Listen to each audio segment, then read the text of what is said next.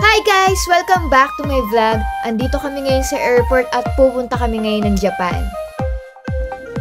At dito kami nagstay sa Hotel Indigo Shibuya.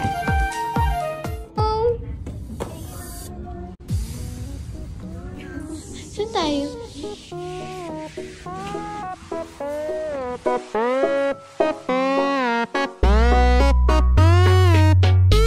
Pagkalapag namin dito, nagpahinga lang kami ng konti tapos larga na agad.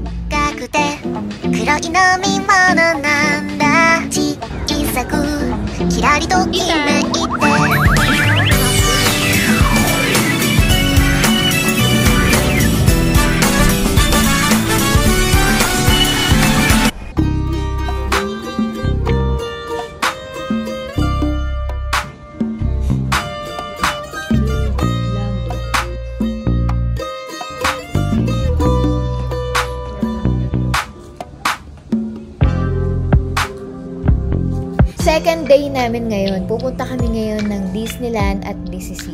Pero bago yan, mag-almusal muna tayo.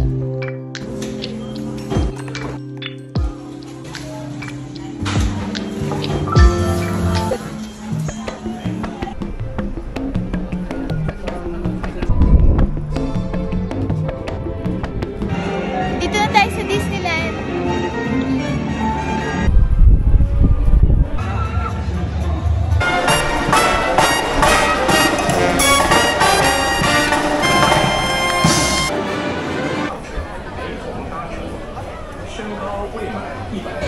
First ride namin, Pirates of the Caribbean. Sobrang ganda sa loob. Nakasakay kami sa bangka, tapos para ka talagang nasa gitna ng gera.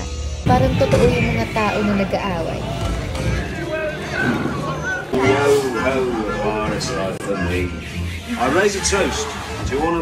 Pumasok naman kami dito sa Jungle Cruise. Nakasakay din kami sa bangka. Tapos sobrang ganda dito din kasi parang totoo yung mga animals. Kapag kasama mo yung mga bata, sobrang mag-e-enjoy ka. Pinaka-paborito ko sa lahat ng rides, hindi ko alam anong tawag dito pero dito ako pinaka nag-enjoy. Mahaba yung pila pero worth it siya.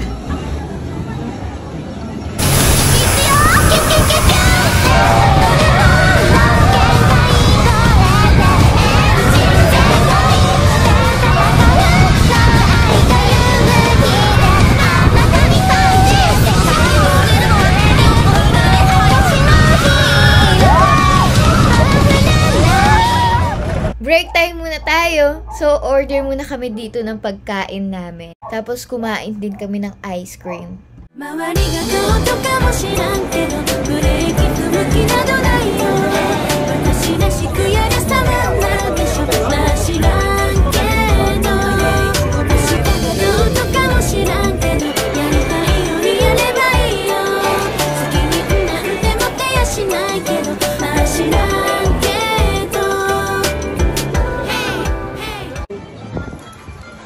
Hello, Disney Sea!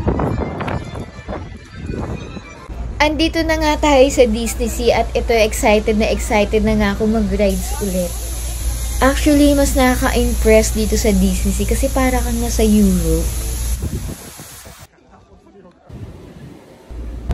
Tinry na nga namin tong Center of the Earth. Sobrang haba ng pila, guys.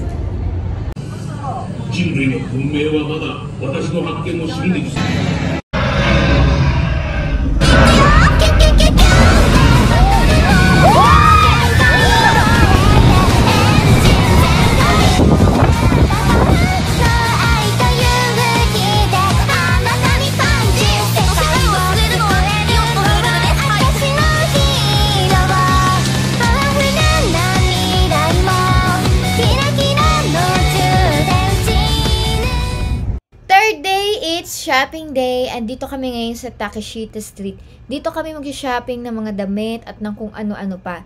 Kasi andito yung mga vintage clothes, pati yung mga ukay-ukay na best quality.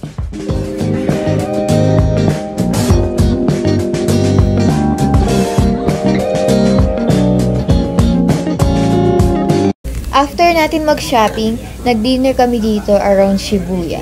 Sobrang sarap ng quality ng steak nila. Pang 4th day namin, andito kami sa temple.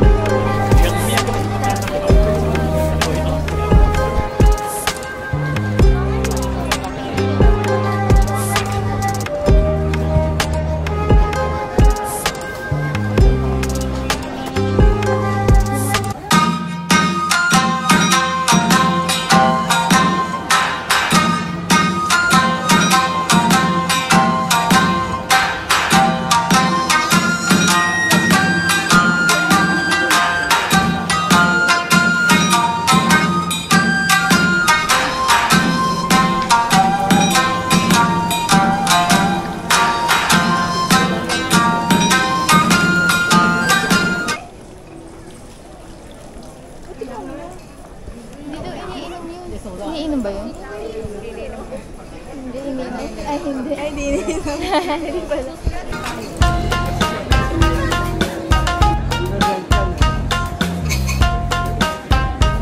Tikman naman natin dito sa Hatoyo Asakusa. Trending to sa TikTok kaya tikman natin kung masarap yung green tea nila.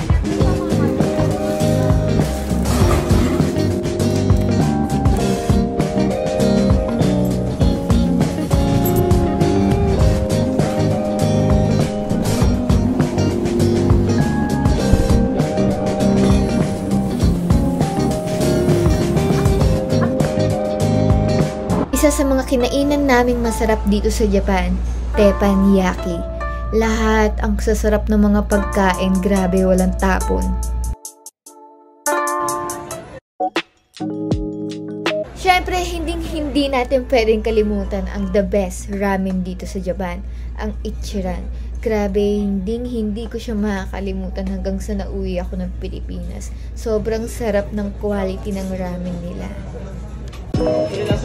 Tinry din natin yung McDo dito sa Japan. Masarap siya, pero parasan sa Pilipinas. Papalaban ka nga talaga sa lakaran. Kaya ito na, overall ito yung pinag-shoppingan namin dahil mura nga talaga ang sapatos dito. Yun lang guys, pauwi na kami ng Pilipinas. See you on my next vlog.